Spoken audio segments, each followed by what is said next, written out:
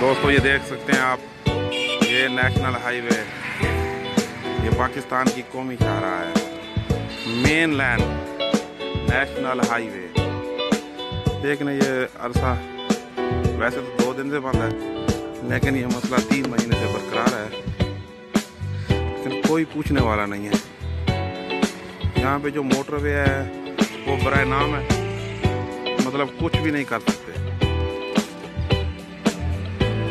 बस यहाँ पे सिर्फ नजर ही आते हैं, वो भी कभी कभार। 2 महीने से गालिबन ये ऐसे ही बंद है।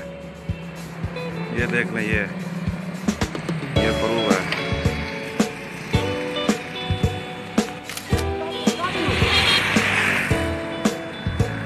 ये देख लें, कोई है पूछने वाला? कोई नहीं है। लगता था ये कोई फलस्तीन है, ये कश्मीर है, या कोई ऐसी जगह है